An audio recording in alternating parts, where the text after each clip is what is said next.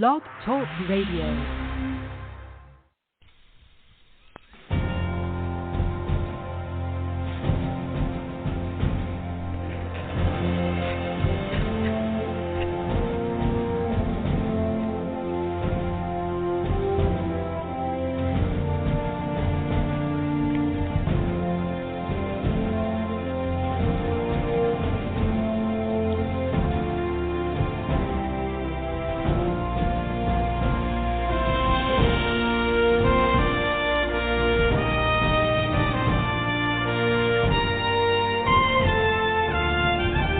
Welcome, ladies and gentlemen, to the Medlock Post radio show.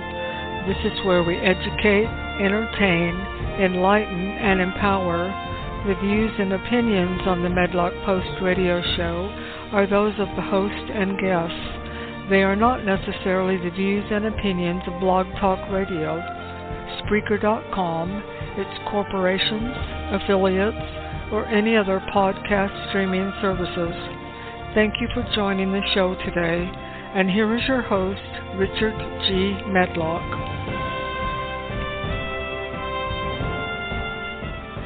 Greetings, ladies and gentlemen. This is your host, Richard G. Medlock, the Medlock Post radio show on this December 15th, 2022, and it has a very special meaning to us today, and that's what most of the show is going to be about, and it's some things that are there that help us go do what we want to do when we want to do it, like celebrate Christmas or Hanukkah or whatever we want to do this season or anything else. That's right. It's called the Bill of Rights. And today is its anniversary. And we're going to get to that. I want to throw one thing out here before we get into the meat of our subject and bring our guest on. The GOP Marxists in the Senate are selling us down the road with this big omnibus spending bill that they're going to pass. It's going to be close to $2 trillion. At least that's what they tell us. It's probably more like $3 to $4 trillion when they get through doing whatever they want to do. Mitch McConnell and Romney and Lindsey Graham and Murkowski, they're all involved in this negotiation, and Shelby out of Alabama, in putting together this spending bill. I had a thing sent to me yesterday that was showing when the negotiations started, the gap between the Democrats and the Republican Marxists was only $85 billion. So the GOP Marxists wanted all this spending too.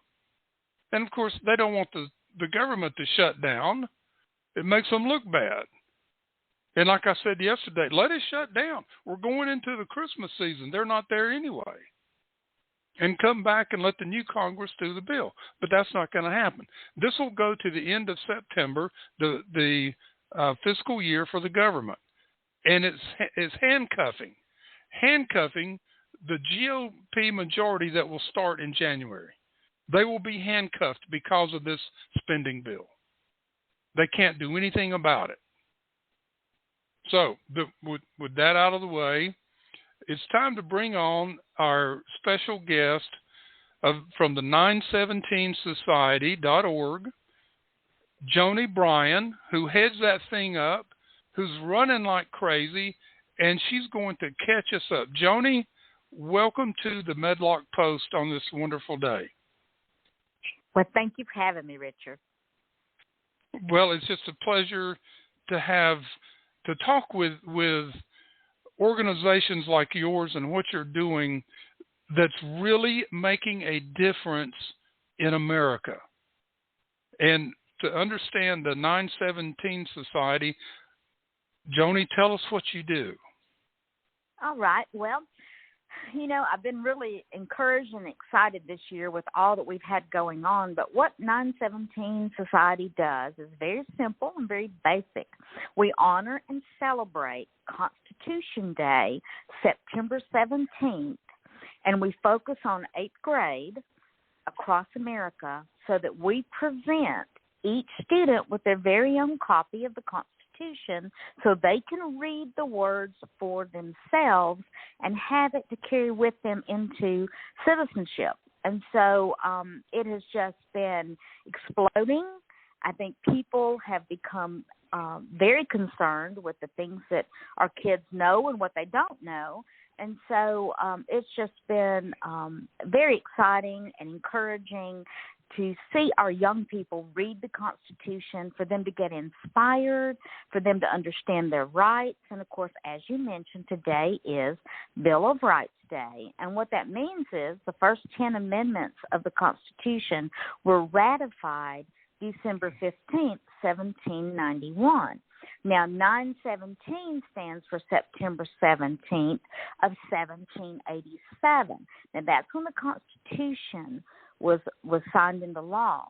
But our founders were really concerned because they wanted our rights protected, and they wanted to make sure that our God-given rights were put in there. And so if you'll notice the date, it's like 4 years later, the first 10 amendments were ratified to form our Bill of Rights. Yeah, there were a lot of the founding fathers and other representatives from the states that just says we're not comfortable enough with the Constitution and our definition of rights. And right. They went back, and of course James Madison, who basically wrote the Constitution, no, it's in there, don't worry about it. But he was smart enough to realize, wait a minute, there's a lot of pushback here, and this could cost the Constitution from being ratified. So absolutely, and it's so important, what you just said. They debated, they talked about it, they discussed it. That's something today that concerns me, that if you have a different idea or a different view of something, you get shut down. No, and that is constantly. and that is not what our country was founded upon. It was founded upon debate, rigorous debate. They debated the Constitution. They went back and forth, and that's why our Bill of Rights came into being, 4 years later, because there were people who signed the Constitution that were concerned. Our rights are God-given. The government does not give us these rights. They made it very, very clear in our Declaration that our rights are from our Creator. But they wanted to make sure they had it written down and that our rights were protected. And I think that is, they were brilliant. They were brilliant in the way that they crafted it. And I worry that, in this day and age, the way our voices are being shut down. We were talking about that before we went on the air, about getting shut down, having these different platforms take you off or limit your speech just because you don't, someone doesn't agree with it or doesn't like what you say. That is so dangerous. Well, it falls under the definition of democracy. And a few shows ago, it was called the 12th Principle of the Constitution. I defined, and with a lot of help from other writings, what a democracy is and what is a republic. Mm-hmm. And how in America they started on purpose using the word democracy to get everybody used to saying democracy instead of republic. And a democracy is basically a totalitarian mob rule, majority rules government, where a republic is the people's representatives. They gain their power from the people. The people are in control. And I think that's what has been lost here over the years by several things: lack of teaching it in the schools, and by an asserted effort to convince people that we're a democracy and we don't need to pay any attention to the Constitution anymore. Right. We are a constitutional republic. And the thing about a democracy that people don't understand, a democracy actually disenfranchises minorities. Totally. It does. And so if we are to protect people who are in a minority, then we need to maintain our republic, because a democracy will wipe that out, because it's 51% of the vote, and it doesn't matter, who they run over. If we've got the majority, that's why we're seeing so many issues with these large areas, throughout our country that have these, huge populations. And the popular vote may go a certain way, but then because of our electoral college and because we are a representative republic, those smaller areas are protected. And I think we have to be really, that's why it's so important to teach about us being a constitutional republic. Because our young people need to understand that their voice matters, and their voice is protected in a constitutional republic. It is not protected in a democracy. No, and the one thing that I don't think a lot of people understand that's been in public school for the last 3-4 generations is the Constitution is very limiting to the government, but it Absolutely. is not.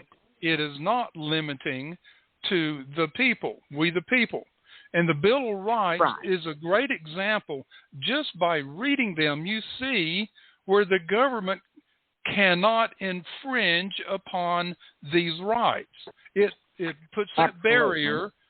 It puts that barrier in front of the government, but we have seen that barrier being brought down and brought down and brought down. And that's our challenges today.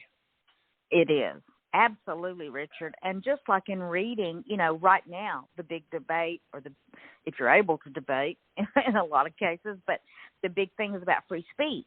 We're seeing all of these platforms that are acting like publishers, and they're censoring and they're limiting. But the scary part is not that they're doing it themselves, because they are private companies, but the fact that they're colluding with the government, which totally violates the First Amendment.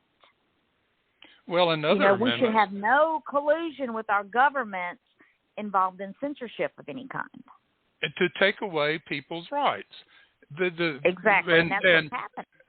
And I'm sure there's listeners out there going, what is she talking about? What do you mean the government's involved? Well, if you're watching network news, you haven't seen this.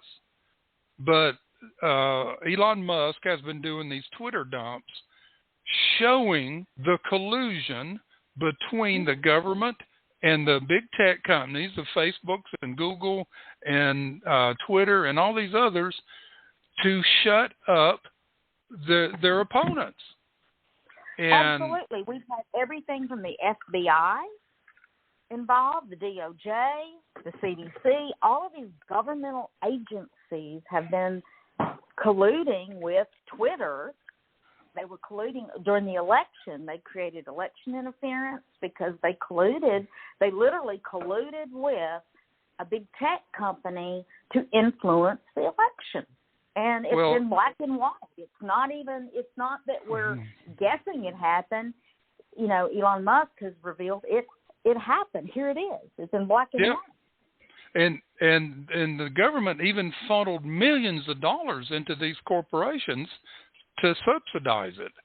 And absolutely. And even your FTX, the digital currency that funded. They were colluding with the government. Money was going over to the Ukraine, and Ukraine was putting it into this FTX, and FTX was sending it back over here to influence the election. Yeah, and even into the pockets of the Democratic Marxists. And some Republicans, Oh, yeah. Why do you think a lot of people, okay, he's got to testify, what was supposed to have been yesterday in front of the hearing.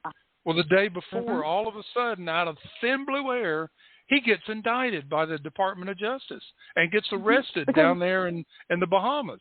Once he was indicted, he can't go in front of Congress. They didn't want him there. They did not want him to be on congressional record. And that's exactly why they did it. They did not want his testimony because that's part of the congressional record. Yep.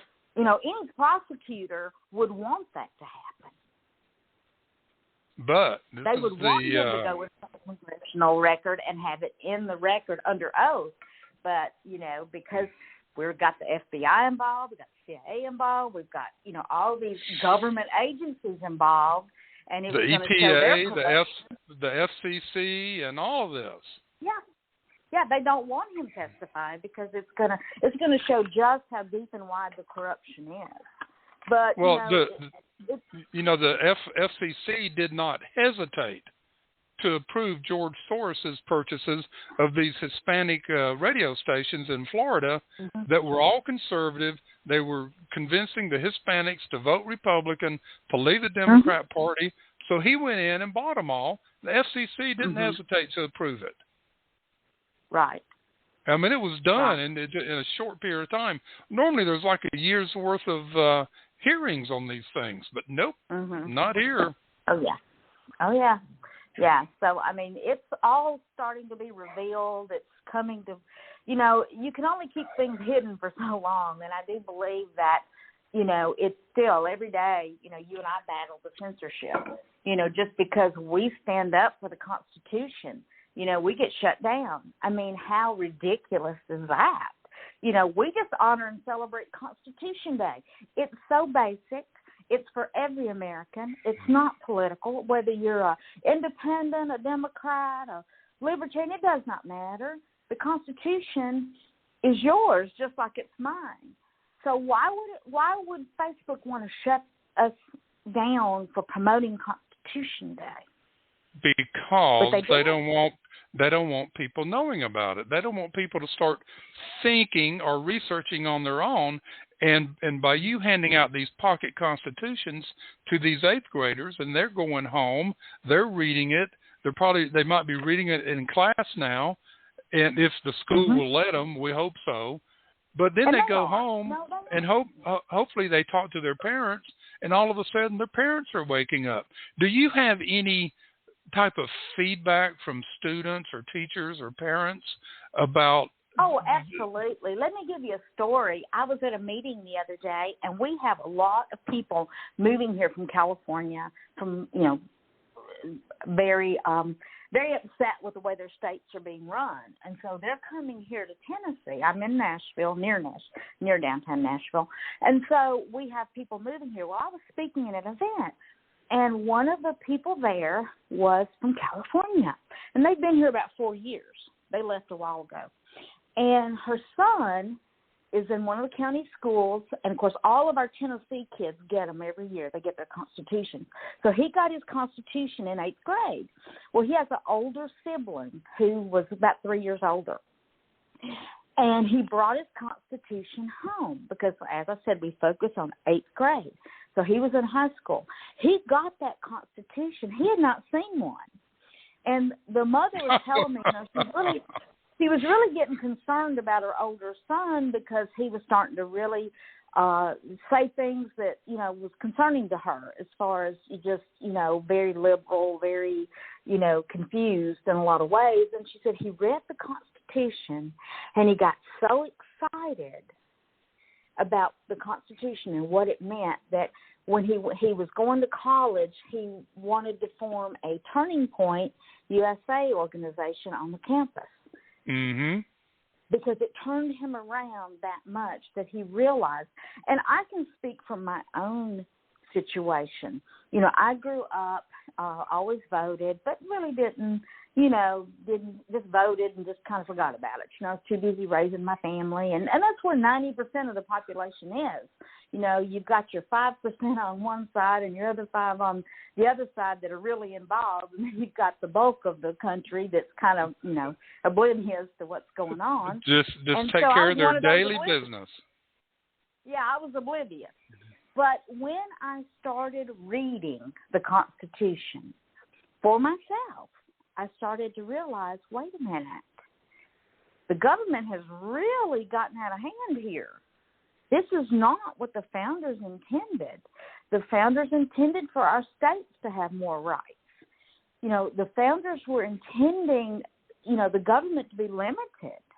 And yet now we have this behemoth of bureaucracy You know, that, like you said about this bill coming up, you know, if they would not pass this bill, people will still get their Social Security checks. They're still going to get their benefits, but it would just stop all of the ridiculousness that's going on. So even if the government shuts down, that's not going to shut down Social Security. It's certain things it's not going to shut down. And so people, you know, but people are so afraid of that, and they use that to try to push it through quicker. Yeah, they scare them. They scare them. Oh, you won't get any Social Security, and military won't get paid, and all this. That's a totally different fund. That's a totally different fund, and they passed that $858 billion military bill, funding bill, 2 weeks ago. That's totally separate than this one. So, you know, people, that's the problem. Like I said, they're oblivious to what's going on. But I think more and more people are waking up and going back. And then you told me the little story. We were talking this morning about the lady that called you. Her daughter was in the school, and she was all upset about the Constitution and didn't want her daughter to read it because of how they felt about things.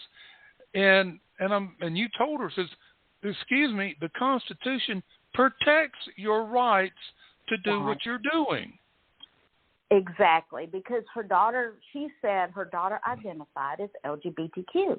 I said, well, that's great. The Constitution protects her. She needs to know that. She needs to understand her rights. You know, even it's okay to have a different lifestyle or a different view. It's okay to pursue your happiness as long as it's legal, you know. But she was so upset because one of the groups that had volunteered to take them to the school, and literally they drop them off at the school. It's that, you know, that's it.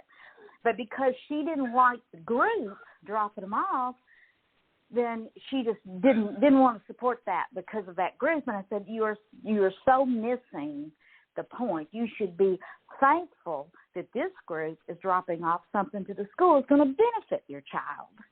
But you see, that's where that narrow-mindedness comes in. You know, it's just like it's my way or no other way. And we have a group of people who are in charge of the media who have decided to become our moral superiors. They think they know what is morally best for everybody else. Well, they have put themselves on a pedestal. They've put themselves on a pedestal. They've created a religion of their power. And and you need to kneel and worship us, that we know all and see all. And I was seeing something. I was seeing something the other day, and I can't remember who it was. I think it was a member of Congress trying to make a point. I can't remember who it was, so don't hold me. I'll have to go back and look it up. But she was saying about this bill they just passed, the Protect the Marriage Act, which is it wasn't needed, but anyway, was talking about now women can make their own decisions about birth or pregnancy, and I'm sitting there going, see, this is the fallacy. That right was never taken away. That's still your decision.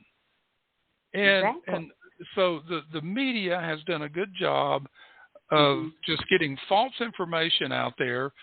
I know at the beginning they says, okay, now you can't get any prenatal care, you can't get any medical support, and all, which was totally wrong. But it's amazing the number of people that have bought into this, and I look at the mass thing. Okay, let's get the masses believing the wrong thing for the right reason.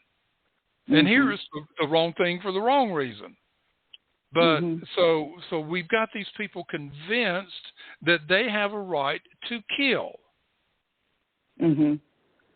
Right. And I've always, of course, I was a social worker for years in rural Alabama. And I saw the policies. A lot of what I did was policy. And so the policies coming through, I always was frustrated because I never felt like the policies really benefited my clients. It was benefiting the bureaucracy. You know, it was just benefiting those in power with organization, you know, up all the way up to the commissioner of the state. But yet the people, you know, got so very little, you know, but it was a way to keep people at a certain level. I always felt that, and it always frustrated me. But the thing that I find today that is very concerning, I guess, is that we have this huge push for people. They think they can make someone else approve of something. Yes. And you'll never have that, so we will always be in conflict over that. You don't need my approval, and I don't need your approval. As long as we respect each other's right to pursue our own happiness and we live within the bounds of the Constitution, I don't need your approval, and you don't need mine. But what we're trying to do today is demand that you approve of my lifestyle or you approve of what I do. Sorry, but, you know, that's not part of it. You know, that's the issue. You can't demand, you can't make someone approve of your lifestyle. You can, however, make it a law that you respect their right to have that lifestyle. Well, and that's right. They do have that right, and I think that's where a lot of this is the small percentage of people that are the radicals in those areas that want to push that lifestyle on everybody else. Not only should you accept us, you should become one of us. Right. And that's what's getting. Approve it and join us, and that's when you have crossed those bounds of personal boundaries of preaching the wrong things. Now, if I go out on the street corner like they do or in other places and start preaching the gospel of Jesus Christ, I'm going to get shut down so fast it's not going to be funny. But they can preach all day long. And, you know, going back to the abortion issue where we just had the big, you know, Supreme Court where it put it back in the state's hands, which I have always, and I did the pregnancy Medicaid for my small county, and I dealt with, you know, people coming in every day, you know, with unplanned pregnancies and things like that. But the thing that, for me, I always felt like that issue was between a woman and her doctor. Yes. The government had no business being involved in that, you know. And as a woman, it always offended me that was being legislated when it should be a decision between me and my doctor. Well, and when you go back, when you go back to the original aspect of this with Roe, when that happened in Texas, it was a state issue. But at the time, the courts, they used the Commerce Clause to make it a national issue. And that's where this Supreme Court looked at this and said, this was a bad decision. We're going to take it out of the federal realm and put it back in the states where it belongs. Now, and of course, you know, the roof came in, the ground opened up, and all this stuff, you know, the way people were acting, and put it back in the states. You had states that have already passed laws to maintain abortion, and you've had states pass laws to stop it. Right. And so but, you know, it goes back to our 10th Amendment. You know, the 10th Amendment in our Bill of Rights talks about the states. And it gives a very limited amount of power to the federal government. Very limited. So just going back to today, why today is so significant. You know, that is our 10th Amendment. And most people don't even, you know, realize what that amendment says. But if you read that amendment, that's when I started to realize, wait a minute, our government is way, way overstepping in so many issues. You know, the states, we were supposed to be 50 united states. And so as states, each state, Tennessee is very different from New York. It's very different from California. So, South Carolina, it's all different. Absolutely where you're at. It's totally different. So each state should be governed by the people of that state. It was just brilliant in what our founders, the way they designed it. But, the federal government, and of course we understand that, we have 535 sitting Congress members, and those 535 people determine our laws. If they would listen to we the people. But, yeah, they make their laws. But let me read this about the 10th Amendment. I think this will be very helpful. Meant as a way to further restrict the federal government as much as possible, the 10th Amendment states that it is only given the powers directly allocated to it by the Constitution. It also says that any powers not expressly prohibited to the states or expressly given to the federal government are awarded and reserved to the states of the people. This amendment was used to properly establish the dividing line between state and federal government. Things like the federal ability to tax, police, and regulate commerce and are intrinsic to them, whereas anything not expressly included in the Constitution is either power given to the state government or the people of the country itself.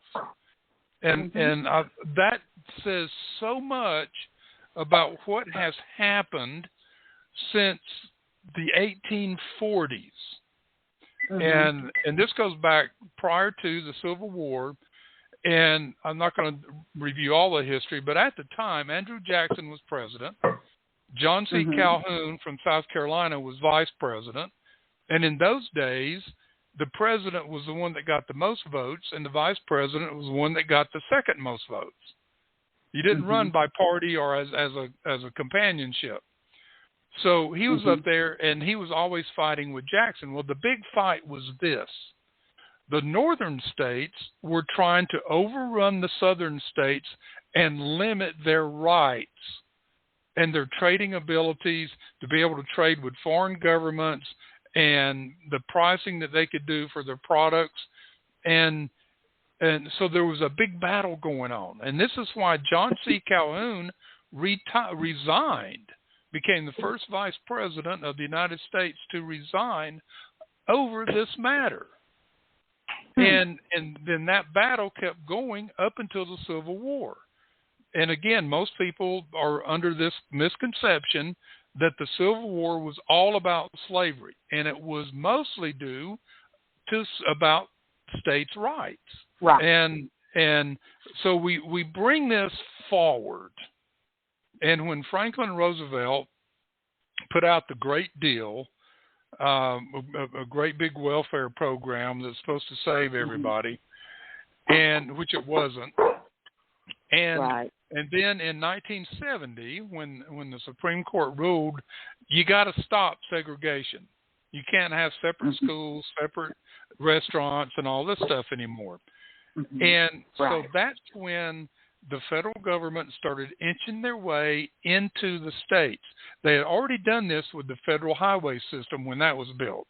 Well, we built them. You've got to follow our lead. When we give you money, we set the speed limits, et cetera, et cetera. And that was their way in. They found out that was working well. Then when this opportunity opened up to take over the school system through federal funding, and then that led to free lunches and free breakfast and free after school and free food to take home on the weekend. And the National Education Association, which is nothing but a political arm of the Democratic Party. And so on and on, Medicaid and other things, the states became a welfare project of the federal government, and just started overtaking it. Today our states are held hostage now by the Department of Education because states push back on things that they don't want because they don't want to lose that federal funding. Whereas our education, we should not have a national education department. We don't need that. We didn't have that until what, 69 or 70? It was 77 under Jimmy Carter. 77, okay. So, that's a fairly new entity. And, you know, and it's used, like you said, it's used politically. And I think that is something that, you know, we need to get rid of. We really do. Oh yeah, I've been against it ever since it. Yeah, I've been against it ever since it was started. Look, I remember the Jimmy Carter years vividly. I was a stockbroker during his time in the office, and you talking about chaos in the markets. And I had friends that were home builders and commercial builders, and they were literally shut down. You had interest rates? I was a kid during that time, but I do remember hearing talk. Of course, I remember a little bit about the gas prices were so high. I remember that we were having to be careful with gas because I was driving. I had just started driving when all that started. And then I remember that. But then I also remember how interest rates on houses and things, I remember 18%. 18%. Yeah, it was unreal. Yeah, so, and now I encourage people. I'd say we've been through bad times before. You know, I mean, you look at the '60s. We had 3 different people assassinated. You know, we've been through tough times before, and it's different now because of the media.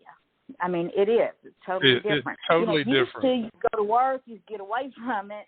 You know, now it's on our phones 24/7. I think that's the big difference is we can't escape it, you know, unless you just turn your phone off and, you know, walk away from it. Never turn your TV on, yeah. Yeah, well, you know. So I think that's the big difference is that we are, it's not that it's any, I mean, we've had bad things happen. We've survived a lot of, you know, we've survived wars, we've survived, you know, the Vietnam War, we've survived assassinations, we've survived a lot of these things in our country that were terrible. But I think in this day and age, the hard part is you can never escape it. You can never get away from it. They're piping it in, you know, and that's a way of controlling people, you know. Well, media. Let's compare now with Richard Nixon. Mm-hmm. I don't know if you remember what all one of that. I was a big Nixon. I remember watching him on TV. I remember I was young, but I remember seeing him on TV resigning. I remember that. Yeah. Well, he was the first president I voted for. That when I became legal age at 21, and I voted for him, and I liked him. I thought he made some stupid mistakes. Price controls was one of them. I was in college, and all of a sudden, all of us in this apartment complex, and it was a fairly new one, and it was huge. I lived off campus because I worked. I kind of lived in between where I worked and went to Arizona State. And all of a sudden, we're getting these letters that our rents are going to be raised from $200 a month to $275 or $300. And so we're all sitting out by the pool, and everybody's complaining. And I says, "Wait a minute, I ain't got my letter yet. I guess because my lease wasn't up yet." And I says, "Wait a minute, they can't do that." I says, "We're under federal price controls." And they says, "Really?" I says, "Yeah." So I says, "Give me your letters." And I wrote a letter, a kind of a legal type letter, because I was studying, part of my studies was law. And I wrote a letter, and we all signed it, and we marched into the office. And we says, "Here you go. You can have these back." And they said, "What do you mean?" And we said, "Read the letter." And I had all the stuff from the government and all that in there.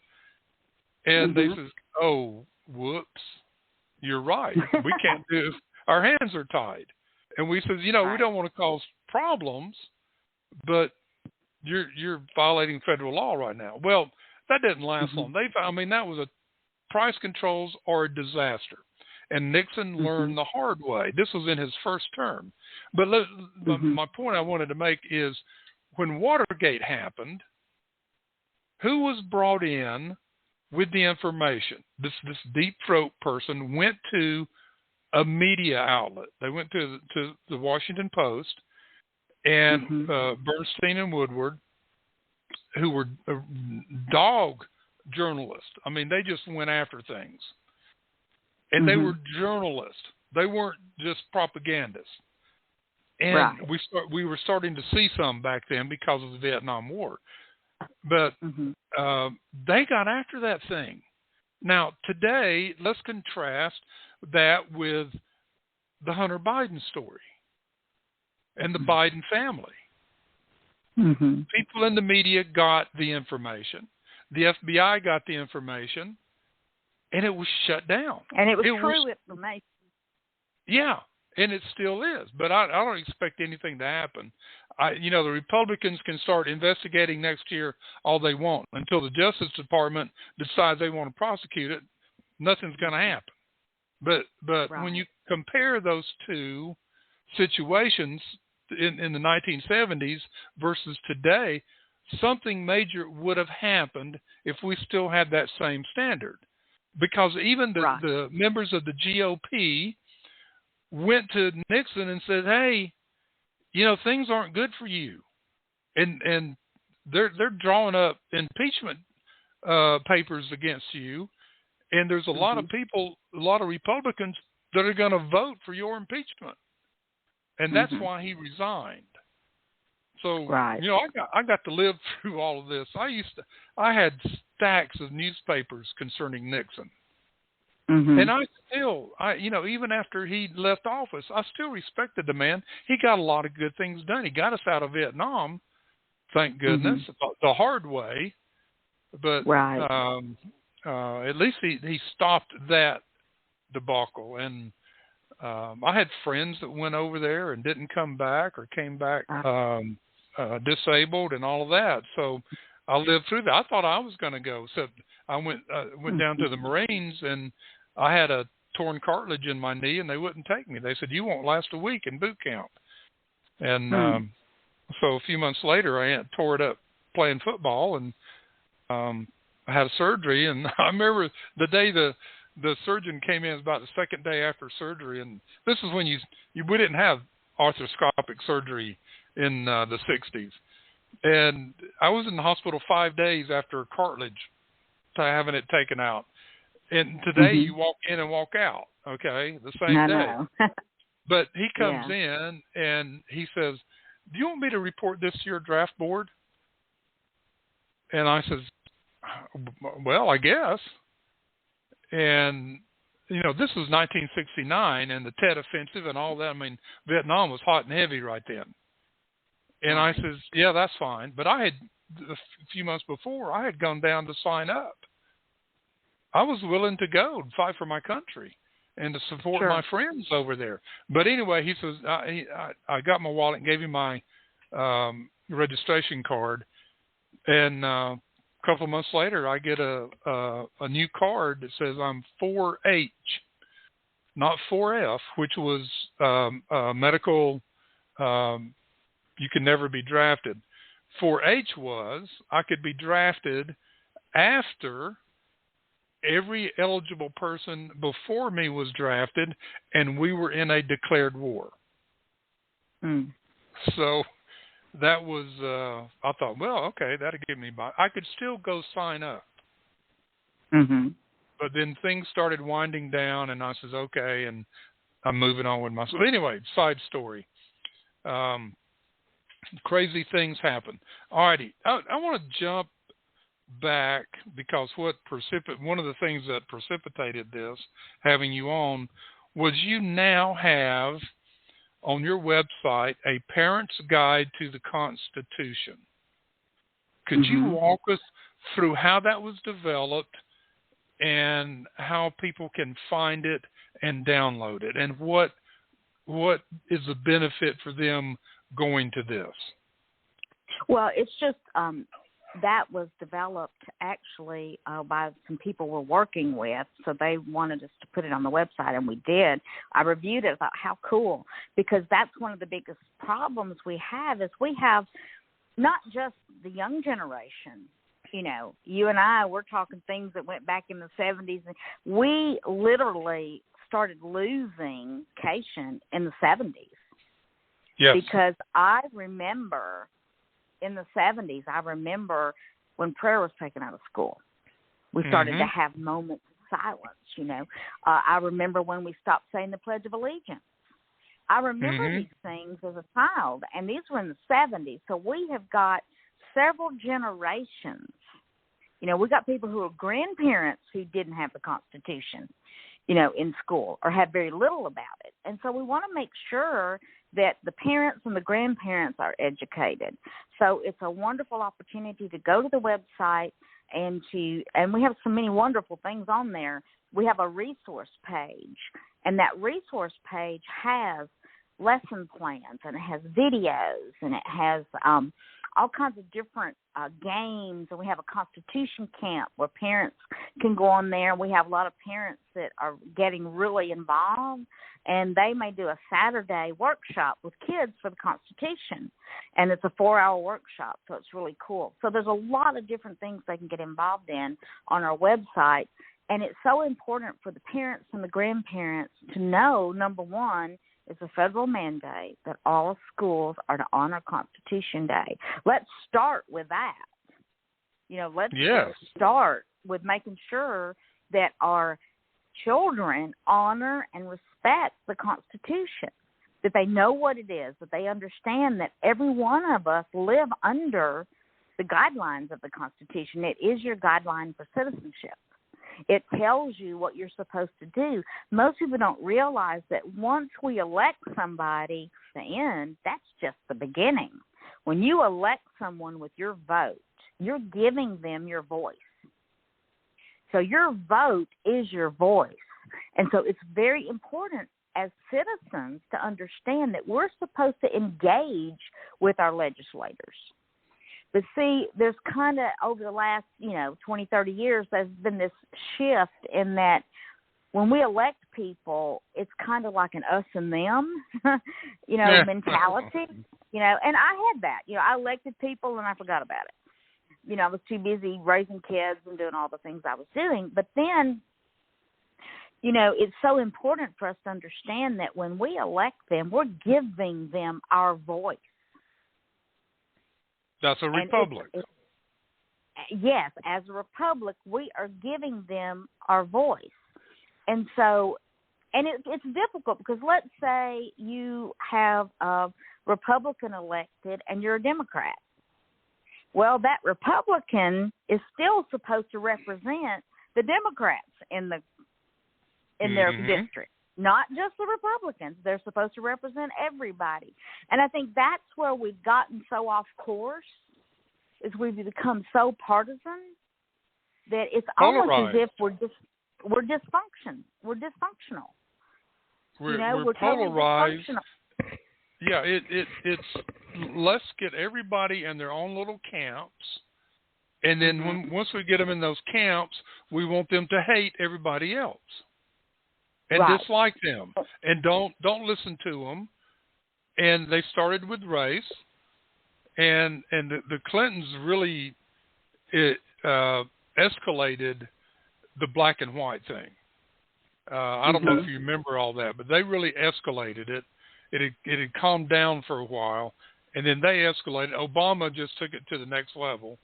And well, the thing that I remember, and like I said, I was a social worker, and so during the 80s and 90s, I worked through the 90s as a social worker. During that time, we had affirmative action. Yes. And I remember how frustrating it was for me because I became a supervisor. Well, when I started having to hire people, I had to look at race. Yes. If I had someone who was a minority, even if someone else was more qualified, I had a quota I had to meet. And, and that was wrong. I mean, it just is. It's just wrong. We should be a meritocracy. We should be we should be colorblind. That is exactly what Martin Luther King promoted, what he wanted. He said you should be judged by the content of your character, not the color of your skin. Well, and that's where the government, when the government starts putting money into nonprofits or social working organizations, states or counties or whatever they are, they want to control it. And I've got friends. Yeah, we don't accept state or federal money in our nonprofit. No. We don't, because we don't want it to be politicized. We want it to be strictly freely. Whoever gives freely to our mission, but we are not accepting state or federal money. Well, you'd have to up your budget because all the federal paperwork is just astronomical. I've got a couple of friends that own, they've now sold them, they own construction companies. I remember one of them, we were having lunch one day, we grew up together, and I said, how's your business doing? He says, well, it's a tough time. We were in a low economic time at then. And he says, we're not doing as well as we should be. And he says, we'll get through this. But he says, I'm starting to look at bidding on some government jobs. Mm-hmm. And I says, are you sure? He says, well, I don't want to, but I'm looking into it. So we had lunch a couple of weeks later, and I said, how's your government contract bidding going? He says, no, absolutely not. He says, it goes back to this quota thing. He says, you've got to have X number of blacks, X number of Hispanics, X number of Asians, and so forth and so on the job. Mm-hmm. And he says, and the paperwork was astronomical. I'd have to hire 2 people per job just to do the paperwork. Mm-hmm. He says, I would not make any money. Right. So he says, we're not going there. I said, I don't blame you. Right. We don't want it to be politicized. We want it to be strictly very focused, very simple. We honor and celebrate Constitution Day. The kids get their own Constitution. There's nothing in this Constitution booklet that tries to sway anybody any particular way. Read it for yourself. Decide what it means to you. How we want to stay very, very focused in what we're doing. So that, number one, our kids honor and respect the Constitution. They know what it is. They've held it. They've looked at it. They've read it. That's important to create that tangible moment in their education. It's a physical thing. They hold it. They open it. And it's so exciting when we give these out. And the kids, the first thing they do is they open it and they start reading it. And then the next thing, they start asking questions. Yep. We want questions. We want them to ask questions. We want them to question what they are being taught. And by reading those words, they ask great questions. We've had them say things like, why can't we pray in school? The Constitution doesn't say that. The Constitution does not say there's a separation of church and state. That's right. It's not in the Constitution. So where does that come from? And so then you have, we have these conversations. Mm-hmm. Okay, this is where that came from. This is where that came from. But if they don't read it, how are they going to know what to ask? That's right. They'll ask questions like, what is the First Amendment? And it's very simple. What it says is very straightforward. A 8th grader can easily understand what it says, and it says Congress shall make no law. Congress shall make no law. It doesn't say you can express. It says the government can't with your right of speech or your freedom of religion. That is what it says. The Second Amendment shall not be infringed. Shall not. Absolutely. Shall not.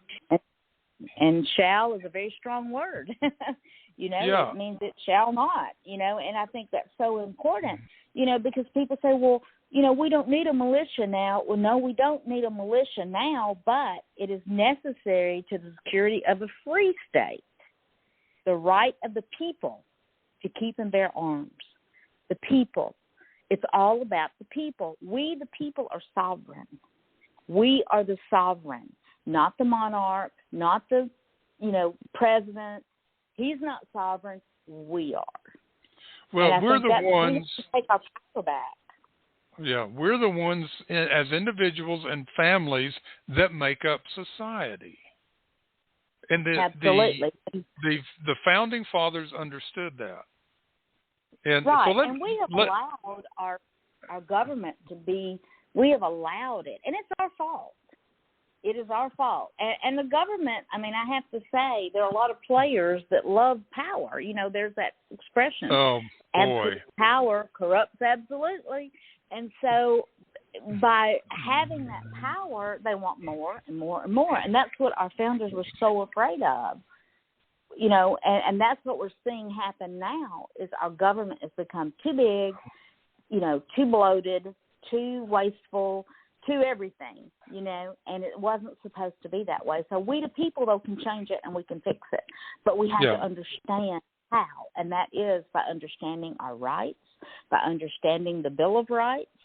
As in today, I hope everyone listening will take time, and you can go to my Facebook page, our 917 Society, or my personal page, and you can see every amendment is posted today in honor of Bill of Rights Day. And you can read each one of them. If you don't have your own copy, you can get it online. You can call us or email us, and we'll send copies out of the Constitution. But we want to make sure everybody reads it for themselves. You know, it's all about education. It's all about educate yourself. Because until I read it, Richard, I didn't really comprehend just how far off we are from what our founders intended. But we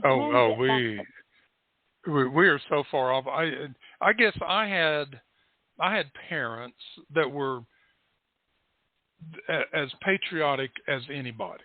They were from that great generation, the greatest generation, and they loved America. We flew the flag. We honored the flag. You know, my dad was a scoutmaster. I was a scout and all this stuff. And I guess my parents, just through their example and talking to us, my brother and I, helped us understand these things. Not word for word, but the principles involved. And I think if we can just grasp the principles of the Constitution, then that gives us a better understanding. You don't have to know it word for word. You don't have to quote it. You just understand the given principles and values. There are 28 principles and values in the Constitution. And that's what we're trying to cover in this program, is go through them on an educational basis and help you understand them. And but you made a comment there, self-educate. And we look back at the founding fathers, most of them were self-educated individuals. They read, they studied, they talked with people, they listened, and they became educated. They knew the books to read, and they studied the Bible. They were religious in their own rights. There were many different... And they debated. They debated. And they discussed, and they debated. Yeah, it got heated at times. And a couple of times when you look at the histories, they just said, hey, we're done for the day. Let's go home and cool off. And then they would come back, and Benjamin Franklin would say, we're starting today with prayer, so we need to stop this bickering. Let's start with prayer and bring that spirit back into this. And but I think what you're telling me is these youth are grabbing this Constitution, they're reading it and studying and asking questions. They're self-educating themselves. Absolutely. And that's how we're going to save America, is through self-education. Absolutely. And so I'm excited to be doing this. I'm excited, I'm looking forward to this next year. We've got a big event coming up. We're going to be in Florida at the end of January. We've got someone down there who is helping us with a fundraiser because we are a nonprofit. And so we're going to be headed to the Mar-a-Lago club by one of their members, and we're going to have a big event January 28th that we're real excited about, so that we can raise the money we need from the people, because like I said, we don't take government money, raise it from the people so that we can print and distribute 6 million constitutions this next year. That's our goal. Wow. And all folks, 50 states, we've got pockets in all 50 states of schools that are already doing the program. But what we do is we actively pursue the principals and the teachers. We send out an email. We built our database. We send out an email, about 3 emails a year, starting in the spring. We say, Constitution Day is September 17th. It's a federal mandate that you honor this day. We have a free program if you'd like to participate. And overwhelmingly, the teachers and the principals get excited about it, because why not? I mean, it's a free thing for the kids. There's nothing in it there's no advertising. There's no political ideology of any kind. It's strictly the words. It's got the Declaration in it. It's got the Constitution, the 27 amendments, which the first 10, of course, are a Bill of Rights. And then the very last page in the booklet they get is the Oath of Citizenship. So once they've done their Constitution event that day, they do the Oath of Citizenship, and they connect the Constitution to their citizenship. This is my guidebook for being a good citizen. And so that's what we want to instill in our young people is, this is your guidebook. You have a voice, and your voice matters, and it's important. Well, it is important, and that reminds me, this is from way back, in Greece, when a young man turned 18, he had to take an oath to the country that, in essence, I've got it, so I have to go pull up a book, and it's in a book, but I don't have time to go get it now. I'll have to do that on the show, but read it. But it was an oath, in essence, at age 18, that you will do for your country to make it better than it is today. Mm-hmm. And so when you talk about this oath of citizenship that you have them going through on Constitution Day, maybe we should do that every year with all of our students, or with everybody, even our adults, to help them understand what is required of me as a citizen. And it's not to sit back. It's not to sit back and wait on the government. So go ahead. Right. We are to be actively engaged, and that's what our Constitution, it talks about that. And we are to be actively engaged. And our Tennessee Constitution, goes even more in depth with the one we have here for our state. And it talks about we are to instruct our representatives. We are to instruct our representatives, which means we're supposed to have a dialogue with our representatives, a communication with our representatives. And we tend to, elect people, we send them to Washington, and then we just kind of forget about it. Or we look upon all of a sudden, they're in this powerful position. Well, who gave them the power? We did. Yep. We gave them that power. So we have to change the way we look at our congressional leaders. They are our servants. The president is our servant.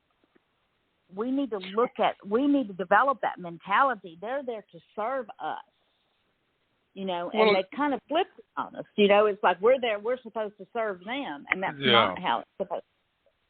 I did in part of one of my shows a while back, I talked about the preamble of the Constitution. There's 5 things in there that spells out what the government is supposed to do. And but then at the last sentence, it is for the Constitution, and the Constitution is for the United States, not of the United States. The Constitution, we do ordain this Constitution for the United States of America. Not the federal government, but for the United States of America. And that word for makes a big difference in what it's saying there. And you made a really great point when you said for, that one word. It's one of the reasons that we make sure that we print and distribute the words, because one word can be changed and it will change the meaning of the sentence. Yes. So we want to make sure our young people have an actual physical copy that they can refer to and they can read, because it won't change. But if you're looking at a digital copy on the computer, how do you know a word hasn't been changed? You don't. Unless you know the Constitution. Unless you know the Constitution. And so I think that's really important. What you just said is crucial. Words can be changed in a sentence. One word can totally alter a sentence. So we need to make sure that we are equipping our young people with the actual words of the Constitution as written. And then they can go from there to educate, and learn and read. But it's really imperative we make sure they have the words, the correct words. Well, and you made the point earlier, the Constitution was written simply so that everybody could understand it. There's nothing ambiguous in there. No, and when I hand these out, people are shocked that it's not that big. It's pretty small. It's 48 pages front and back in a little booklet. Yeah. That's it.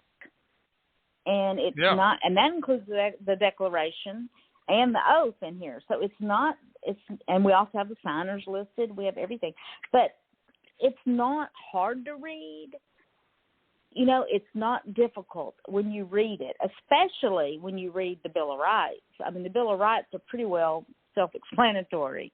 You just read it and okay, this is my right, But, even in other sections, it's still, when we were going through all the stuff with January 6th, I got out my Constitution. I started reading, because you were hearing a lot about the 25th Amendment. You were hearing a lot of these things. I said, well, I want to know for myself, what does it say?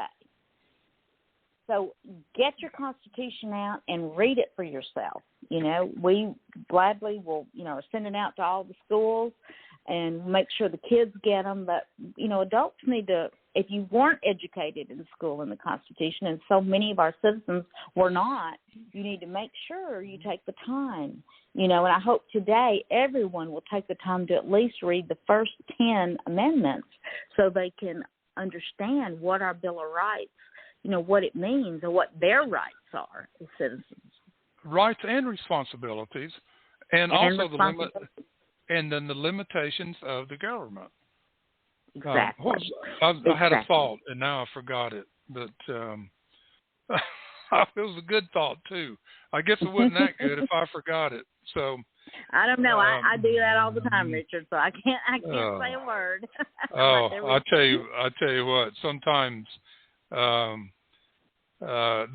minds are just so busy anymore, and trying to, I had this thought, and I'm trying to listen to what you were saying, and then I lost it. But there was the Declaration of Independence. That's what it was.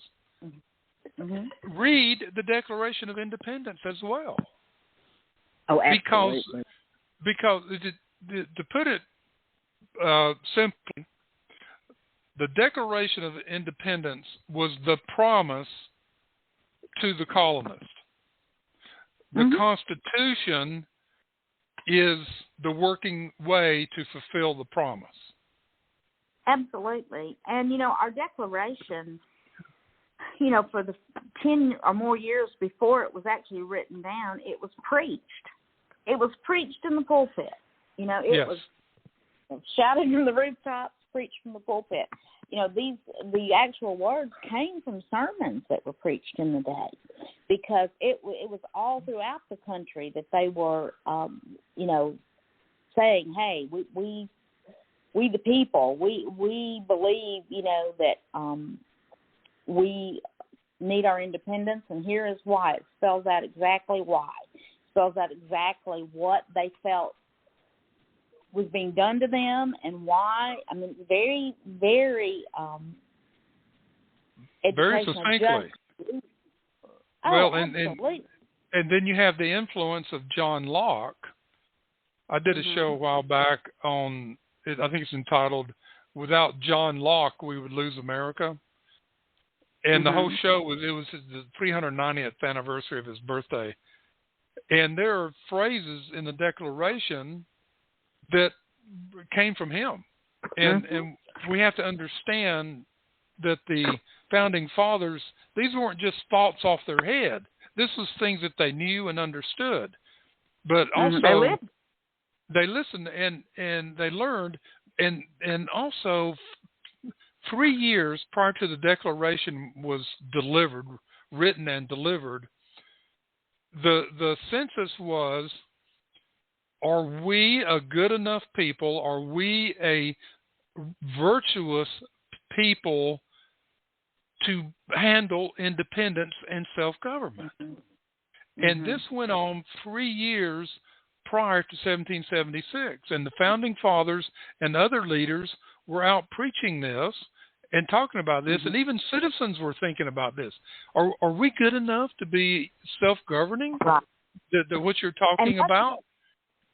Was it Adams or Madison that said the Constitution is written for a moral people and will serve a moral and righteous people? Well, Adams said it, Madison said it, Washington said it. So there were several ways that it was said, and sometimes it gets attributed to maybe the wrong person. But all three, or a bunch of the Founding Fathers, said that this is written for a moral and righteous people, and I think that's our issue today. That is the issue we talked about at the very beginning of the show. It's written for a moral people. So if we lose our morality, and our morality, it clearly goes back to biblical principles. You can't deny that. I mean, it says it in the Declaration. You know, our rights are endowed by our Creator. You know, they refer to God. You know, but we had a moral compass, which was our Bible, was our moral compass. And so I think the issue we have today is because so much of our citizens believe morality is relevant to the situation, that it's not a black and white issue, you know? It's either situation morality. Situational morality. And I think that is a huge thing that is undermining our Constitution today. Well, it is, and, you know, there are a lot of religious people that believe that this is a blessed land by God, and as long as the hearts of the people worship Him, that will remain. And those are the challenges that we have. There's a lot of good people. I even know atheists. They're good people. They're law-abiding people, and they don't care. They just go about their life. They love their families, but then you have those that go by and see where they put up a cross on the side of the road because some people were killed in an auto accident, and they go bonkers. I know. Forgetting that these people were honoring these people that died. Right. And anyway, that's a big can of worms. We could spend a whole show on that one. That's a whole other show. Boy, absolutely. All right, so you're going to Mar-a-Lago on January 28th, and you're going to put some video up on your website, right? We will, and if people, if there are people interested in attending, they can reach out to me. They just have to write Mar-a-Lago at 917society.org. They can email me, and I can get information. If somebody's in Florida and wants to come, or if somebody, in the country is interested, of course, everybody has to be vetted, and, of course, Secret Service protocol does apply. But they can reach out, and I'll gladly, send them the information, and we would love to have as many people there as we can get there because, we're celebrating the Constitution. It's a dinner event to celebrate the Constitution, and I can't think of a better thing to celebrate than our Constitution.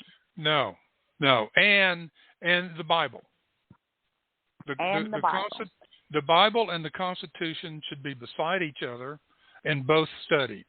Absolutely. And we are working with the American Bible Project, And as we work to get the Constitution into the schools, we also let teachers know they can get a First American Bible for their classroom.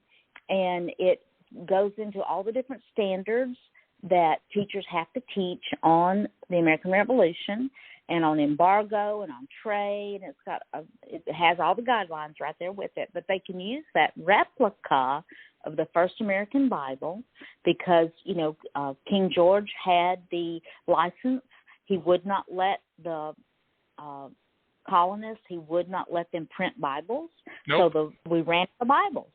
And so this is an actual replica. It's beautiful. I have one of my own, and it's a replica that can go into the school. So we do let teachers know that if they are interested, then we find someone in the area that, will want to donate to the school. So we can put those in the school also.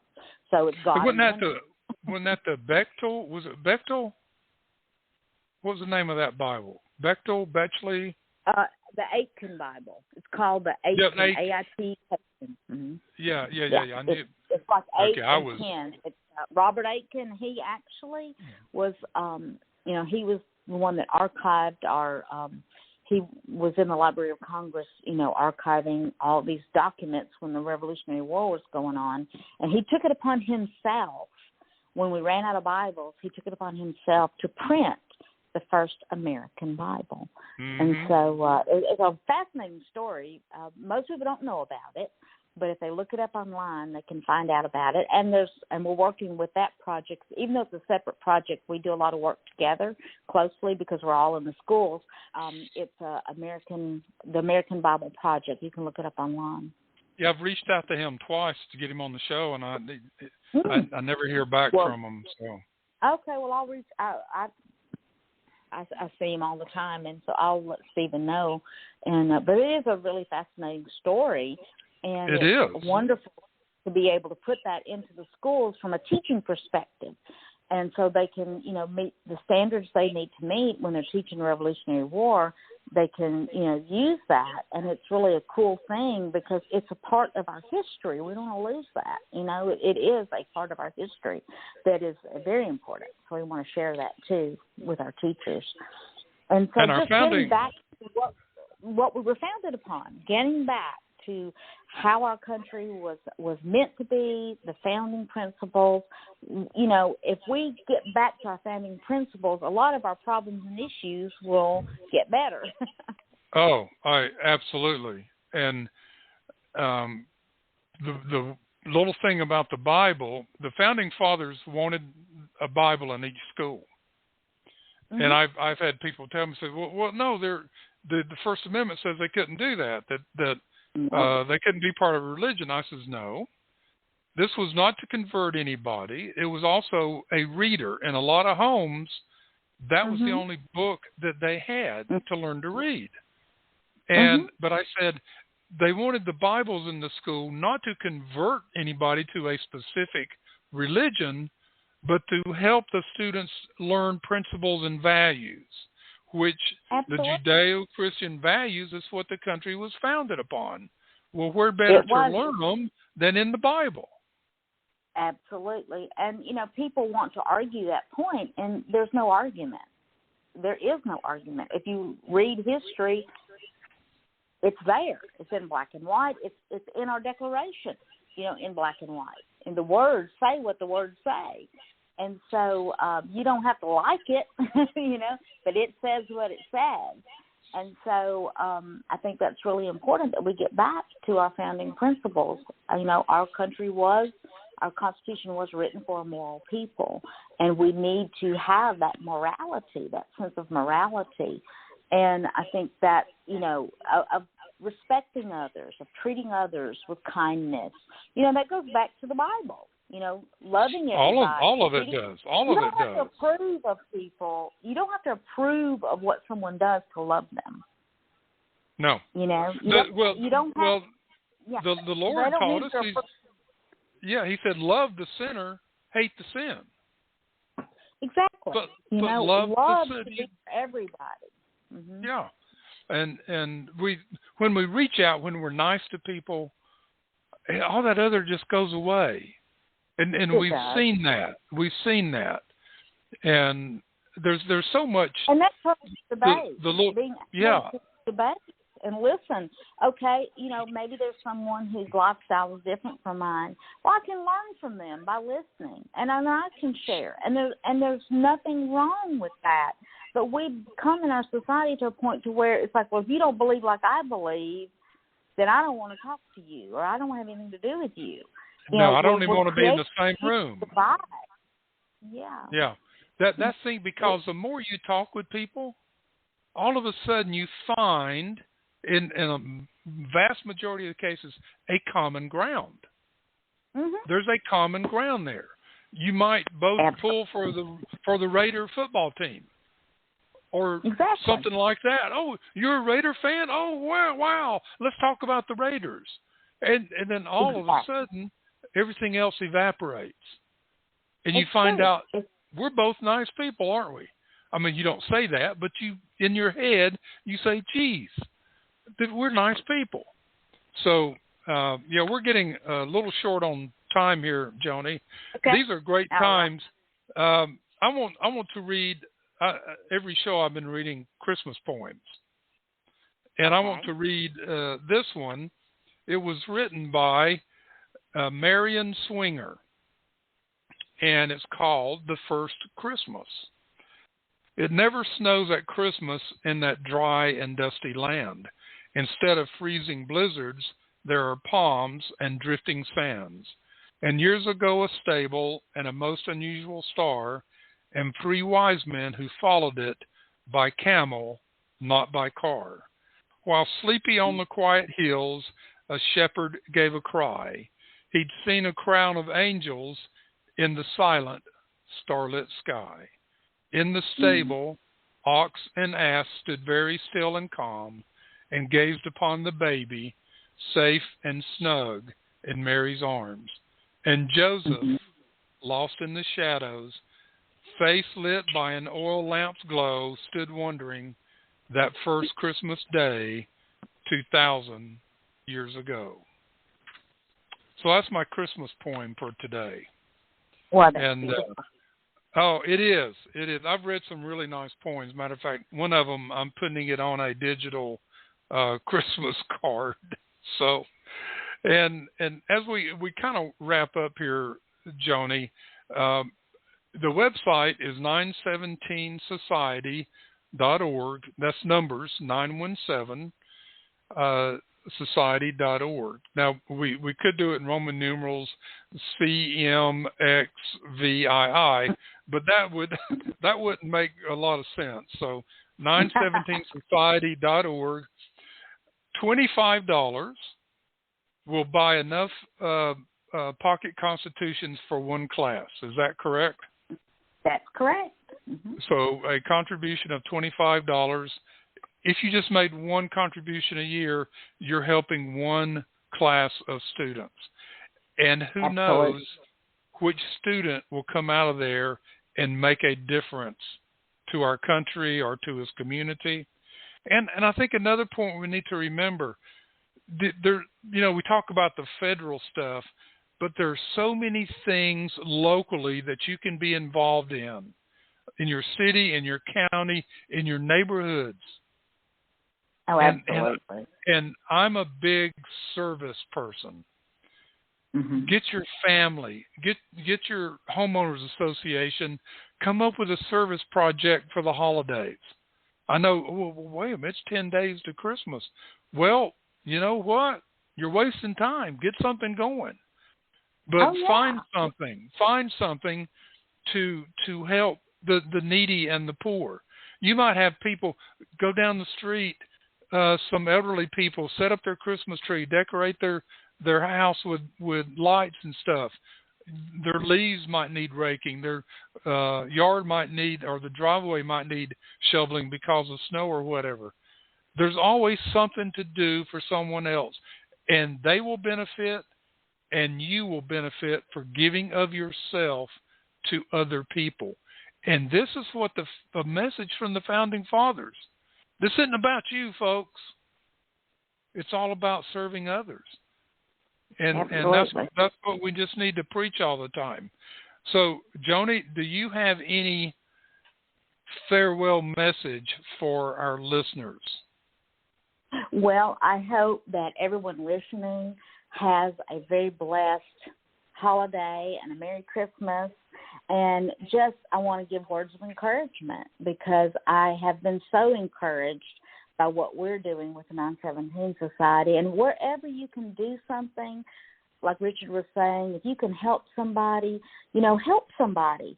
It doesn't have to be big things. Sometimes it's just little things. It might be just helping someone with their groceries. It may be, helping somebody get in the door, open the door for somebody. It can be really, really basic and simple, or it could be, if you're in the grocery line, buying the groceries of the person in front of you if you're able. There's so many things that we can do to help others and let go of ourselves. And when you do that, it just opens up this wonderful world. You just feel so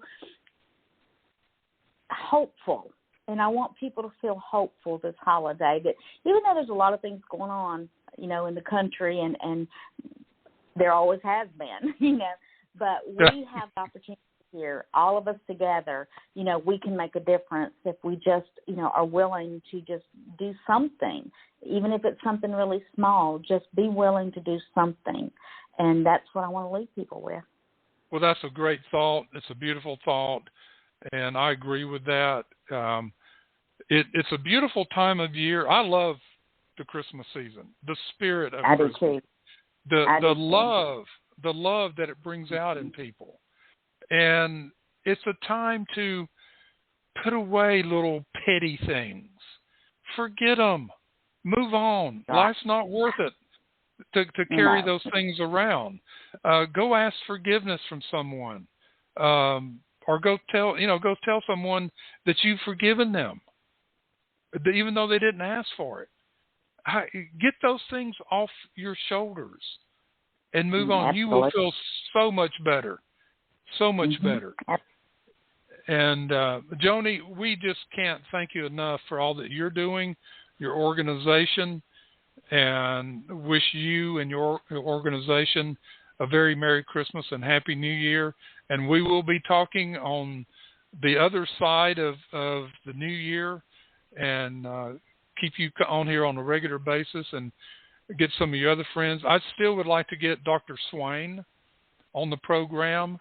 And the work that she's doing, and her organization, and I've played her soundbite from your website a few times, along with other things. We didn't get to any of that today, but I do play them on an occasional basis and remind people not to forget the 917 Society and to donate $25. So we'll go from there. So, ladies and gentlemen, it's been a wonderful hour and a half, folks.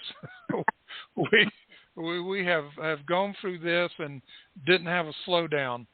And Joni is just a wonderful person, and I just appreciate her giving her time to the Medlock Post Radio Show. And ladies and gentlemen, I think that's going to do it for today. I will be back on Monday and wrap up a couple of shows next week before the holidays. Will not be here tomorrow. There's just too many things going on. It's been a crazy week. I'm about out of gas this week, folks. It has been the last this whole month has been just run, and that's too bad that the holidays are like that. But I have one more event to go to Saturday night, and I'm done. So get that out of the way. So, ladies and gentlemen, we appreciate you. We appreciate your support. Joni appreciates your support with her society. And just have a blessed holiday season, no matter what you are celebrating. And matter of fact, next week I'm going to go over the 7 points of Kwanzaa. They're beautiful points and principles that they celebrate on the 7 days of Kwanzaa. It's beautiful. So I'm going to be talking about those, among other things. So, ladies and gentlemen, thank you so much. Joni, thank you for all that you do and may your holiday be merry and bright. So, ladies and gentlemen, thank you. Good evening. May God bless you, and may God bless America.